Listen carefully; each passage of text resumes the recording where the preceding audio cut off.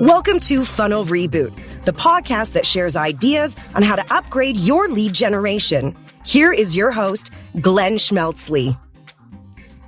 Hey, Glenn here. Today, we're going to dive into B2B revenue attribution on Funnel Reboot. But first, we're just about at episode 100, and I'm thrilled to say that with the generosity of authors that have been on the podcast already, I have enough books that I'm giving away one book for each show that we've featured an author on. How do you get into the draw? All you have to do is mention or reply to any of our posts on Instagram or Twitter or LinkedIn, or you're welcome to go onto the Funnel Reboot website and sign up for the email. Any of those will get you entered into the draw. So long as I can figure out what your username means, I'll be in touch with you and ask for an address where I can ship you a physical book. You need to get in on this before June 30th of 2022. And that's it. A quick disclaimer, because I bring technology vendors onto the show, like on this one, you should know that they're not sponsors or affiliates. They're simply here to give you a broader perspective. If you've been to the eye doctor for near or farsightedness, the equipment that's likely been used to assess you is called a phoropter. What's a phoropter? It's the thing that's put in front of your eyes. It looks somewhat like a pair of glasses, but from there it branches out with an imposing array of lenses and dials and machinery. It's huge. You sit in front of this thing and you're shown an eye chart. And then the doctor flicks through alternate lenses, asking you to say whether the image is clear with lens 1 or lens 2. This goes on and on. And as far as optical games go, it's not nearly as much fun as I Spy with my little eye. But when all the tests are said and done on the phoropter and the other equipment, you do end up with a lens prescription that is right for you. This process is not unlike what's behind marketing's use of attribution models. These models serve to show what impact advertising channels have on a company's revenue, and they're preset, and each one weighs the impact of digital touchpoints slightly differently.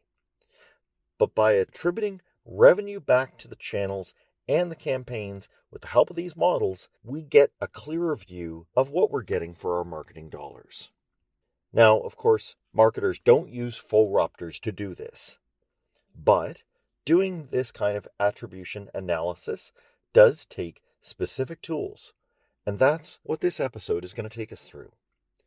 My guest is a growth-oriented, data-driven guy who loves all parts of scaling a business. He worked at places like Upwork and Airtame before co-founding DataDream, where he serves as the Chief Marketing Officer. He has a bachelor's degree from Aalborg University, a master's from Copenhagen Business School, and I'd love to have you join me in welcoming Steffen Hedenbrandt. I'm so glad to welcome Steffen Hedenbrandt. How are you doing, Steffen? I'm doing good, Glenn. Thank you so much for inviting me for this talk.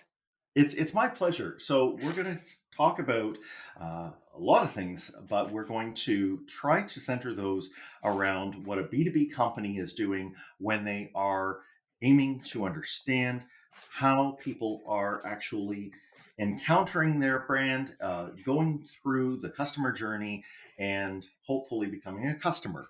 And maybe you can start by telling me what you do that has something to do with that realm. Yeah, happy to, Glenn. So our company is called DreamData, and you can say in some ways you can explain what we do as a go-to-market data platform, which means we try to take any digital touch you have available about the touches that your accounts have had with your company, and pull it out of all the silos that it's sitting within today, which could be CRMs, marketing automation, your website, other places. We pull all of that out, clean it up, and organize into a nice timeline of every account that you deal with. So if we can get at least all the digital touches out about what do we know about the account, then we can try to understand Are there certain behaviors that start account journeys that you end up winning? Are there large activities that you're doing that never leads to producing revenue? If you have like a sophisticated sales pipeline, for example, where you have marketing qualified leads and sales qualified leads, you can look at what helps progress the deals from one stage to a more serious stage. So the notion for us is really try to know as much as you can given the data you have available, and try to identify what you should do more of and what you should do less of. That's right.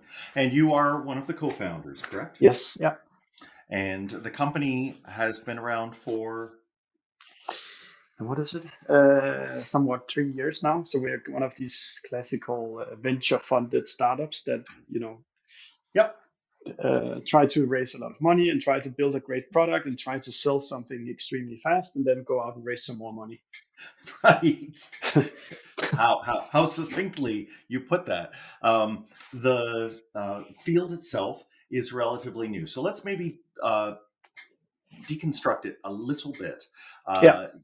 At the early part, you said that we pull all the information together. So people who've listened to this show are aware that data pipelines are a thing, and that you can arrange to have data that you bring into your own systems, or that you are able to use a data provider. If we start with an average person who knows that they can go into Google Ads or another one of their touch points, they know they can export that data.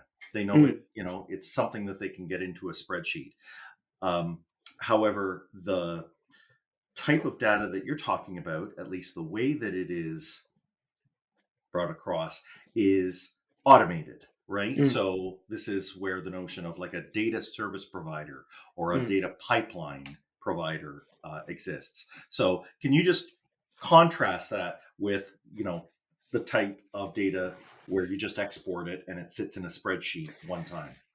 Yes, or I can try to, Glenn, and then you can follow up with questions. But I think, like, roughly speaking, we're trying to go from looking at a lot of individual touches that are scattered a lot of different places and trying to get that into an understanding of how are these touches actually, what can you say, sorted if we look at an account's behavior. And, the way, all these tools that you probably use today, which is your ad platforms, your Google Analytics, etc., they're only built to understand a B2C scenario.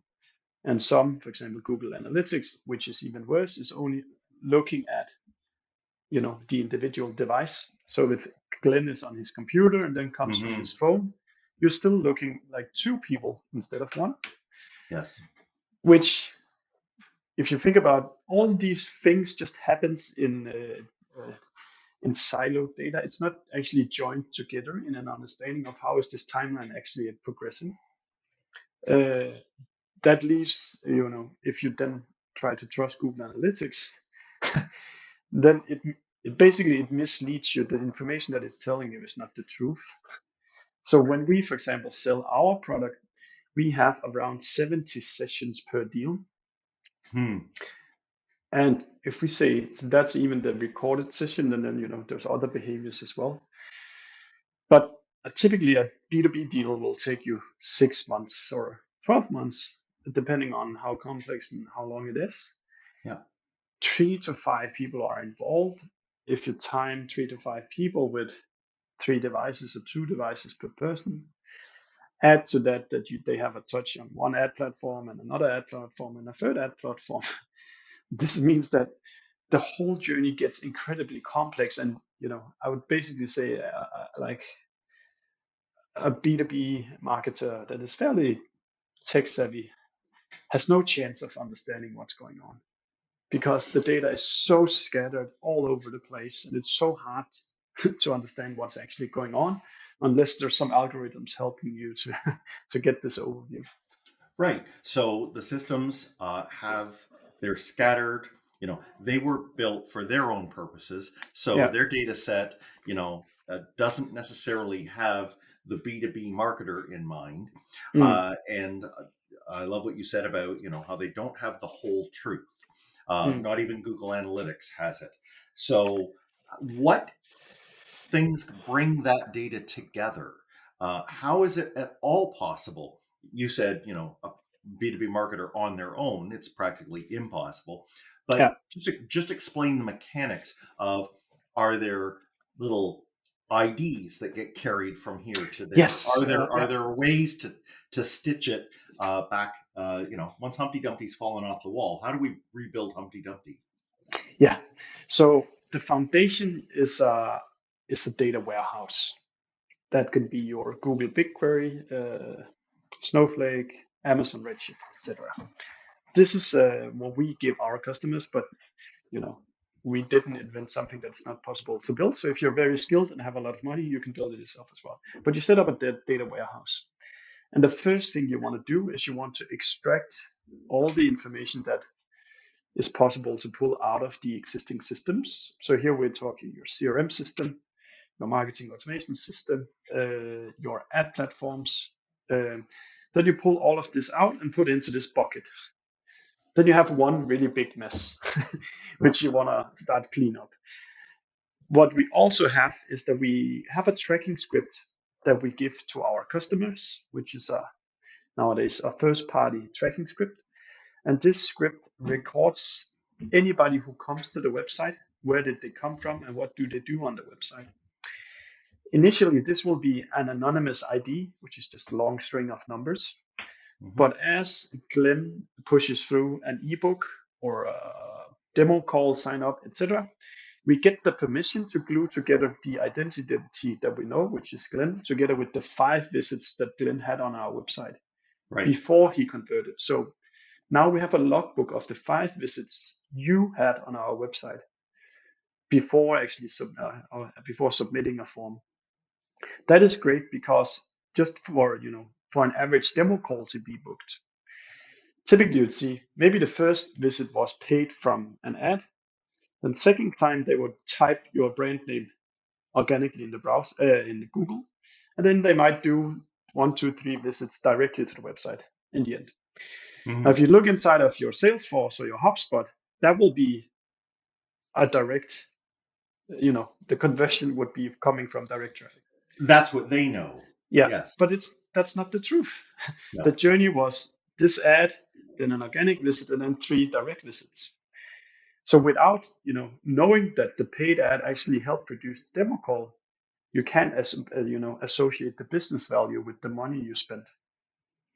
Right. So before we get into how we do that, let's just stay for a moment on a little bit of the how the data is going to get in a way where that analysis becomes revealed. First off, the data has to be brought over, and the concept of ETL, Yes. extract, transform, and load. Right. Yes. So this is something that people need to understand, that it's got to happen. You already said earlier the data has to be cleaned up. Would you care to give us a quick example of how data needs to be cleaned up, how in its raw format it just doesn't suit the purpose of what we're trying to do? Yeah. So with the limitation that I'm not a tech savvy or like a data engineer, I can try to explain it. But so if let's say we have Glenn, and Glenn has activities inside of our CRM system, he could also have activities inside of our marketing automation platform. Maybe you even have a CS platform, and then there's Glenn on the website. If we produce 4 individuals named Glenn here, it gets very confusing. Yeah. So if we unify that identity together in one person with owning these 2 devices, then it gets much clearer for us what's actually going on. Yes. It could also be that your CRM system is filled with a lot of duplicates. That's very usual because when you deal with a lot of accounts, it just happens over time. So you also want to clean up, if you want to have this account-based journey and you have 3 or 4 accounts or 3 or 4 duplicates for every account, then it gets Yeah. very intransparent of what is going on here. Yes. So it could also be that you have a very unstructured use of UTMs. So one day you call it social, the next day you call it paid, and the next day you call it Black Friday. We will record all of these UTMs, but then after the fact, then we can help you sort them into which campaign did it actually belong to. So the cleaning up work is super boring and super cumbersome, and that's kind of what we're trying to let the algorithms do instead of us having to do it ourselves. Right, but those main points that you had there, very well said. We've already talked about unique identifiers, or at least ones that become unique once we deduplicate them. Yeah. Then we have the UTM parameters, which are bringing over some pieces of the story, but sometimes they get stripped off, there does need to be a rationalization of those. So, but if we have those together, it sounds like we have the pieces. Like that's the key to the transforming. Now, when someone is trying to maybe get as far as they can on their own with this, we know that at the end of the day, it's got to get loaded into a data warehouse. But so that's the L of that 3-letter acronym. I'm just wondering, would you strongly make the case to people that they try not to worry too much about the T and the E, and that you maybe allow an outside provider to look after some of those, or maybe the outside provider looks after the E and the L, but they can worry about the T. Like, we all have to look at our individual cases here, but let's just put it this way: you can't just buy a product and expect it to do everything. The marketer has to roll up their sleeves here and do a bit of work themselves. So I don't think this is a task marketers can do, to be honest. Like, at least from a technical point of view, I wouldn't. I'm fairly tech savvy, but I wouldn't have a chance. I wouldn't even know where to start. Right. What we most oftentimes see is that the people that consider doing this themselves, they end up dedicating a lot of engineering and data resources to it on something that is not, it's not their purpose to build a great go-to-market data platform. They're perhaps building some software for some customers, or sure. Like this is very expensive resources, which should be dedicated to what is the main functionality of this company, rather than fixing something cumbersome and boring that you can do. Totally agree that their core competency matters. But if a marketer did something, for example, like keep track of the UTM parameters that they make, that would be nice, and have a rule book for how they use them so that it's consistent. Right? This is the marriage that I'm talking about, where they can perhaps be involved a little bit in transforming the data, or at least the data that drops into the data warehouse, so that it's usable and it's meaningful to them. No, absolutely. And it depends so much on the individual and the skill sets you have.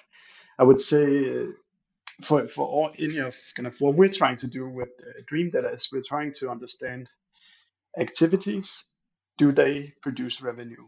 And I would give that advice to anybody involved in marketing, is to come up with ways to prove that what you do is part of producing revenue, because it's harder to get fired, but because it's also the right way to impact your business in a positive direction. And what I wanted to say with this is that you should, as a marketer, know how does the sales funnel look like. So when you bring in that one lead, how many of those leads do you need to produce, for example, a marketing qualified lead? How many move on from marketing qualified lead to sales qualified? How many of them do you actually win? Because then you start to have something where you can say, I need to produce 100 leads to produce one deal, for example. And then if you can then at least come to your boss and say, I know this is the conversion rate for every stage.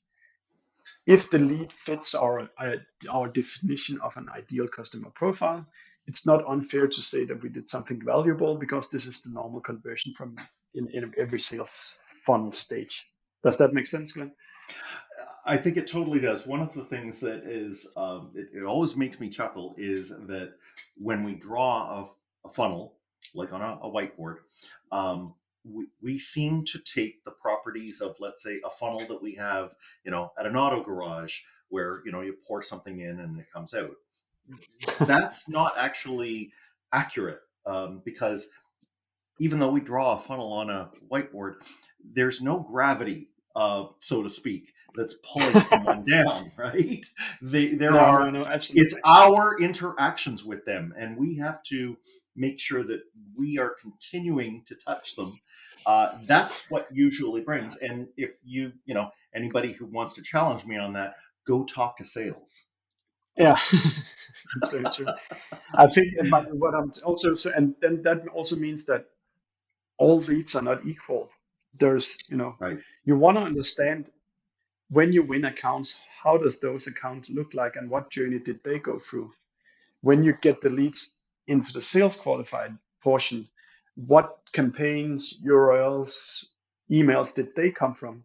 So you start the closest to revenue, and then you work your way back, instead of just pouring in 100 leads and then hope it works. Yeah. Now, this is also evolutionary inside of a company. You just mentioned things like emails and individual campaigns. We don't have to start here, because I think that may just be too much for someone to take on at the beginning. You suggest that we can have something like channels be a starting point. So, let's take someone through in a simple attribution example, how channels may be made, tangible to us, so that we can understand, how much one channel is delivering as far as bringing in a customer. Where, let's say, if we just popped open Google Analytics and we look at how it thinks a channel is contributing, we'll understand that, that Google Analytics isn't giving us an accurate picture. Yeah. Oh, maybe I'll put it a little bit blunt. Then, like, Google Analytics has absolutely no clue about what's going on in a B2B company. The revenue sits inside of your CRM system. The journey is going to take 6 months. It's going to have 3 people. It's going to have 50 sessions on your website. So that Google Analytics knows about one click on one ad or one visit to a URL is just going to be very much too scattered. What you need to think about is that all deals that you're going to make in your B2B company are going to be multi-touch. It's going to be 50 sessions. And unless you start to understand or gather data on every single journey, then you're still going to be blinded when you're trying to understand what channel work. Because on some journeys, it might be the first touch. On other journeys, it might be like a touch in the middle. And sometimes it was the last touch. You can have, for example, if you look at Google search, you can have like a high intent keyword that starts the journey. Then it can be 3 months, and then they write your branded search, and then they convert. So are you then going to buy more branded search? No, you can't do that. You need to understand what actually brought that account in the first place. Yeah. Very well put. And when it comes to those, let's take something like a branded search or maybe a remarketing ad. If we are now understanding that no single channel gives 100%, we can then start to say, all right, maybe we've got the right mixture of channels. Maybe we're over time figuring out how much to put on each of them. Can we then get more granular? Can we start to say, I noticed that for all of the people who ended up being a marketing qualified lead, I took them all through the channel, but half of them got campaign A and half of them got campaign B. And so even within the channel, I'm now going another step and slicing yet again more finely to figure out how I can do better. Exactly. That's what you want to do, because it's, even if you feel that, let's say, LinkedIn is positive, there's still going to be open the roof of the car, and then you'll see oh, it's these channel, it's these campaigns over here, but not the other campaigns. Makes a lot of difference. I mean, but maybe a simpler way to look at it is that you need to find solid proxies for what produces revenue. Typically, that can be your a demo call where people not quite normally know we need to have X amount of demo calls to produce an opportunity, and of the opportunities we win something. And typically, the cycle to become a demo call is not that long. 1, 2, 3, 4, 5 visits or something like that.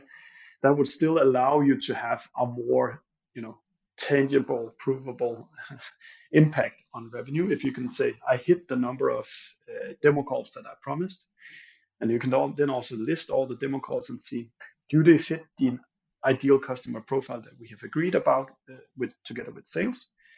If those two things are true, then you're probably driving a lot of revenue through marketing sources. Mm-hmm. Well, I think there's also a nice advantage here for sales, and that is when marketing has expressed to them very clearly what sorts of touch points and which ones the prospect seemed to get very excited about, then sales can skip a lot of that small talk that typically begins. They don't need to do all that much discovery. They Yeah, can get right into a demo because they are aware of what the prospect has already become familiar with, right? And we can get more soaked into actual value that the prospect is looking for. absolutely. I typically say that the biggest hack to improve your return on ad spend is just being, as a marketer, is just to be aligned with the salespeople. Walk into the sales room and talk to them. Who do you like to talk to? Who has the biggest deal sizes? Who's easier to win? And then, go in there and tell them, are the leads looking like that right now? If yes, then okay, then I should try to do more. If no, then you should probably try to do something else than what you're doing right now. At the end of the day, in all B2B marketing, it comes down to where the sales closes the deals. So you want to be, best friends with the salespeople. Go out, buy them a beer, try to understand like Mm-hmm. what does their world look like, what's painful, what are customers consistently asking.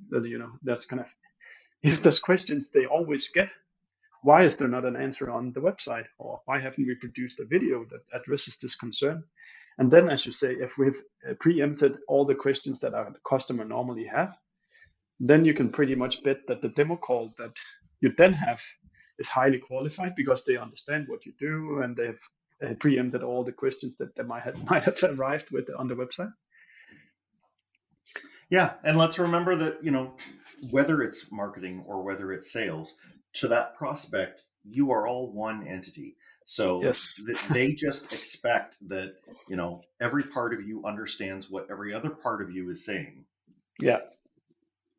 Yeah. Like it's just, they are just on one journey. They're not in a marketing, Right. sales, customer That's success. that's a distinction we make. Yeah, exactly. Very true. So one other concept that is at play here and that people will hear is models, right? So Yeah. attribution models. Can you explain to me why we can never definitively say that, a model that gives all the credit to the first touch or one that Yeah. gives it all to the last touch? Help us understand why, after all this work, we're kind of in this, it's almost like Einstein's physics, right? Like with relativity, we can kind of understand it, but it's never completely done. Yes. Help me there. Yeah, that's right. So first of all, any given model is wrong if it only contains, 1, 2, 4%, 5% of all the touches. Right. Like if the journey is 100% of the touches and you only have 5 of them, the risk of any model applied being wrong is super high.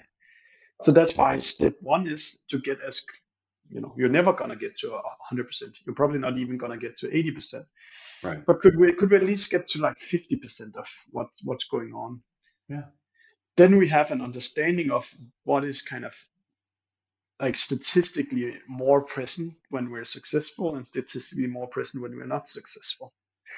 So in this scenario where we've taken all the data that we do have available, then when you have these models, which is, the typical ones are a first touch model. What was the first time we saw this customer? That's typically a marketing touch, whether it's like an ad or an organic visit or somebody met you at a conference or something like that. Word of mouth brand, people know you. That's really good if you want to inspect that with a first touch model, because it looks at the very first touch of the journey. Mm-hmm. If you want to understand what closed the journey, then you use a last touch model, which looks at the very last touch before they bought. Again, in B2B, and let's say there's 50 sessions involved, neither of those two models that only look at one touch is fairly representing what's going on.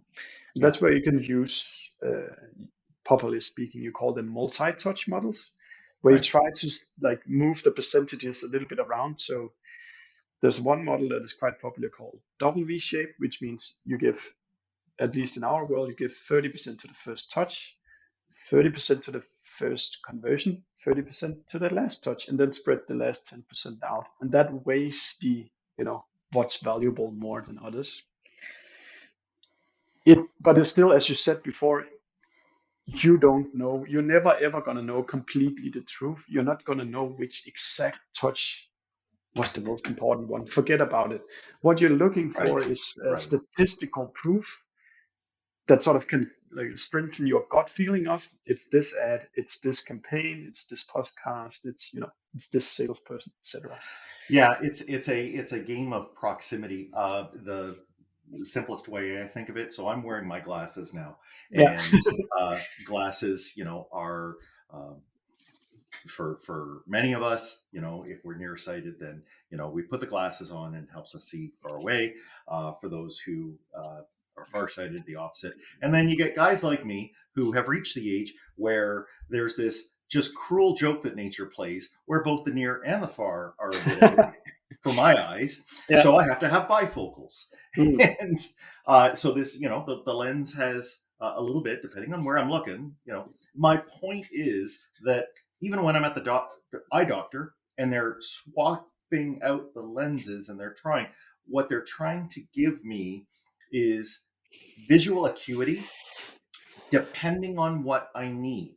So there's a part of what they're doing that is helping me look at things close. Another part is figuring out how to see things that are in the far distance and everything in between. And a model to me is just that. It's just a way to Yes. bring into some focus what I'm trying to understand. Yeah. And there's not going to be any one that's ever going to address all those different, No. aspects. I think it's a really good explanation, Glenn. And I think you shouldn't. The point is probably like a different way of saying what you're saying is that you shouldn't make any major decisions without, inspecting all the models, because then you look at the truth from different perspectives, Right. and what Right. looks great in a first touch may never actually end up producing revenue, or the other way around. Just to realize that there is, so in my case, there is a prescription, that I am seeing this through, and I have to stop and ask myself, when's the last time I had that checked? Yeah. Right. And Does that is that current? Because if it's not, I could be making the wrong decisions because I'm thinking that what I'm seeing is, in crystal clear clarity. and just run it through your gut feeling as well. Does this look too good to be true? Yeah. Or maybe it is. Or like tell your colleague, I'm seeing this. Do you agree that what I'm seeing here is the right conclusion or not? Huge point here. This is something for managing up that's very important.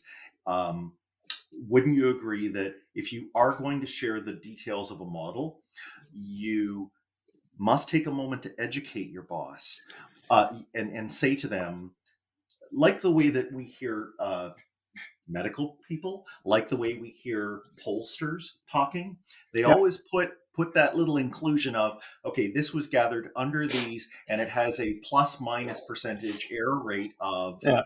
right? You need to say to them, under a first touch attribution model, Yeah. it looks like this. And you must include that, because you can't, if you strip it off, they'll walk away and say, oh, well, conclusively, he told me that if I pay enough to give him 100 prospects, we get one customer. Yeah. Not that simple. That's always the problem, is that C-levels want simple explanations, Yeah. but the explanation is not simple here. Right. And you need to, as you said, educate both your team and your leaders that B2B is a multi-touch journey. So when they ask, what is the best campaign?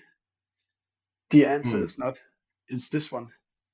Oh, it Right. was a retargeting campaign which we ran towards all our existing customers, and then they bought again.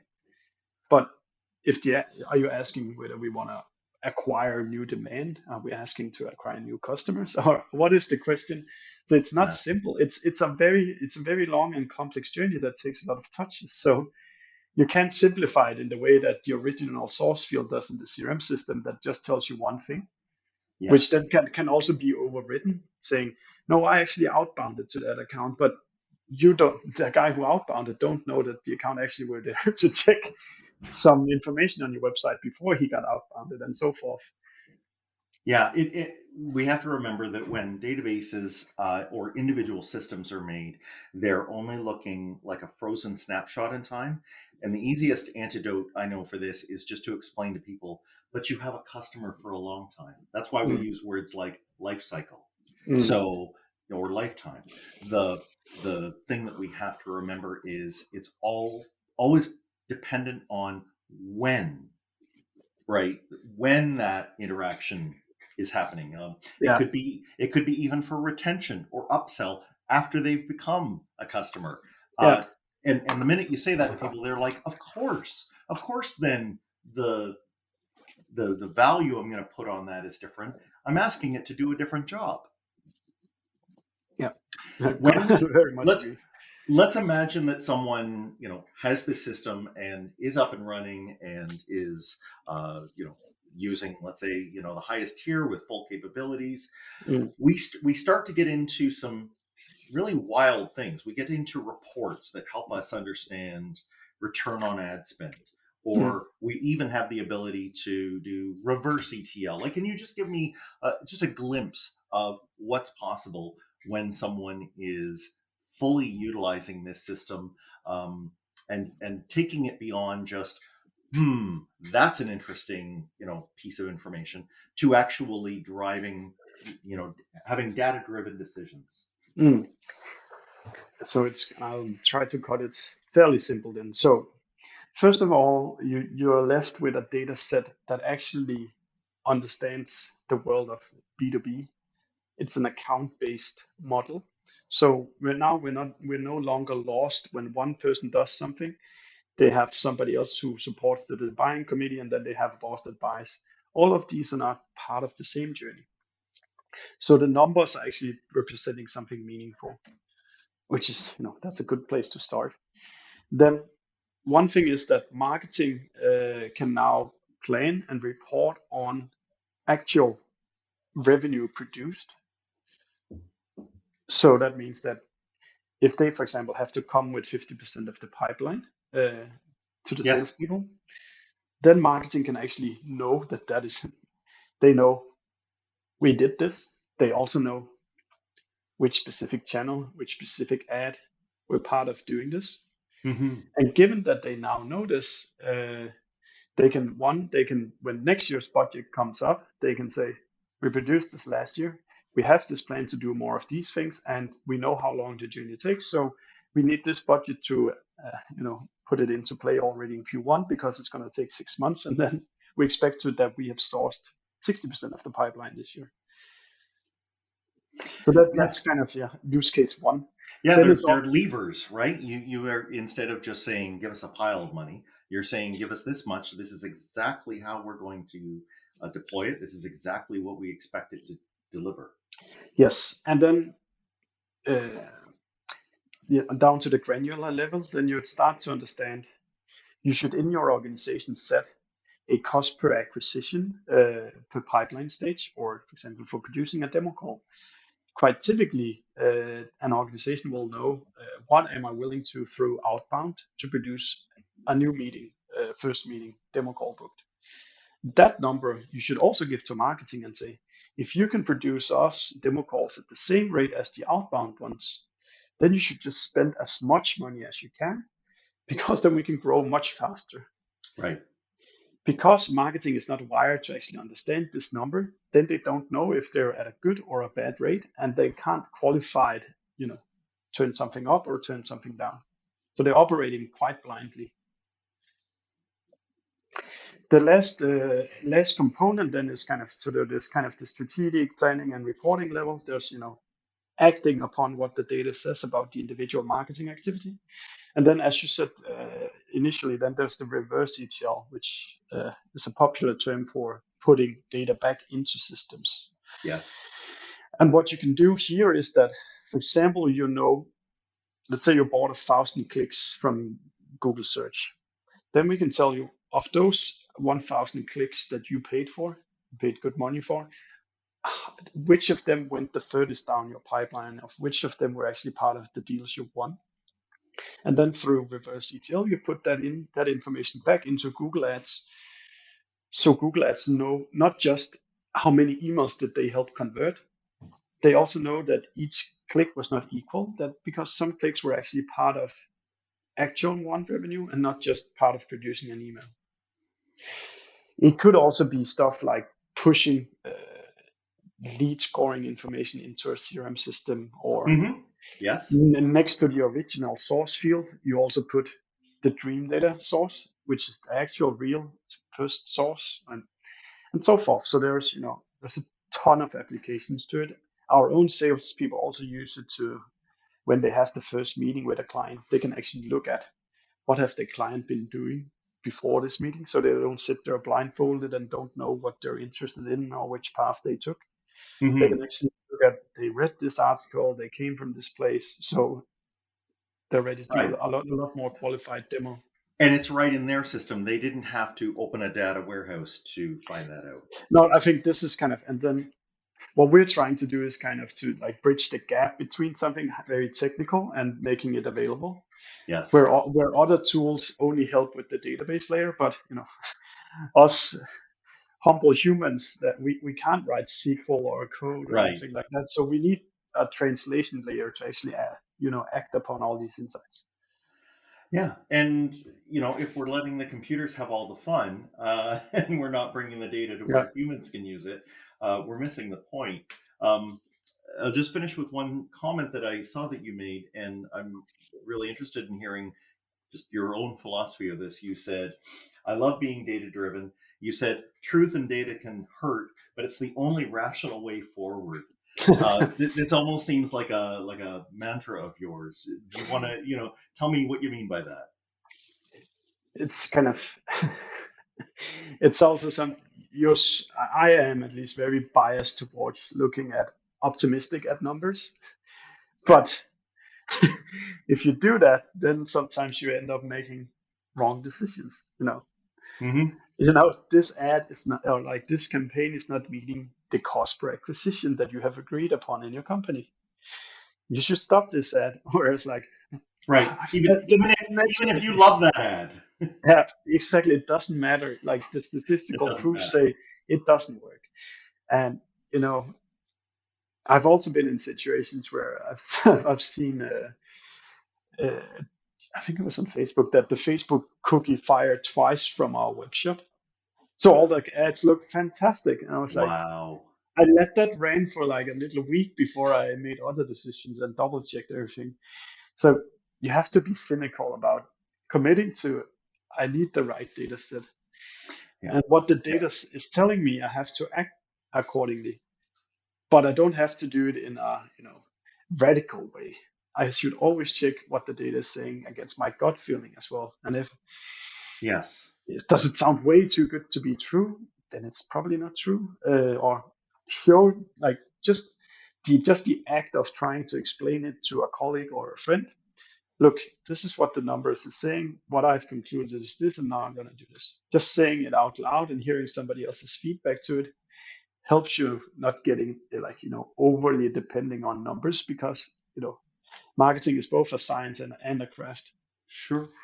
Or maybe I put it the other way, that we absolutely should embrace the existence of these data platforms, but let's not forget that between each of our ears, we have our own data platform, Yes. right? And so we should use that.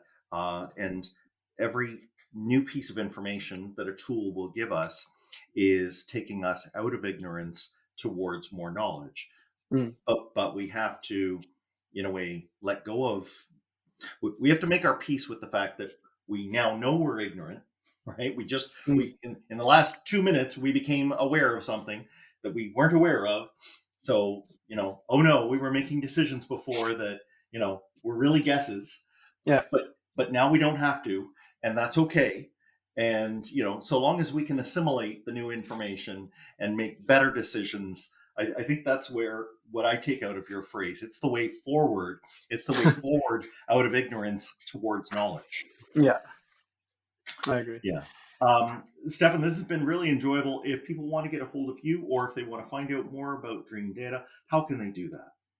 Yeah, so we're at DreamData.io, and then I'm pretty active on LinkedIn, and which is also where we met. So people can just reach out to me and ask any question they might have. For sure. And you take a very lighthearted approach too. I know that we've been talking pretty heavily about data here, but your LinkedIn feed is full of some pretty hilarious stuff. So you tend to keep it light too. So that's a great way that we can understand this topic and still have a bit of fun. Good. That's the purpose. That's great. Well, I really appreciate this, and I hope that people listening to this do as well. And that this information gets shared with people who are making their way through getting their data together, getting their data so that it can provide them with a model to show them what's going on, and that it helps them make their funnel even better. Thanks for listening. Follow the show on Twitter @Funnel Reboot. If you like what you have heard today, please consider leaving a review wherever you get your podcasts.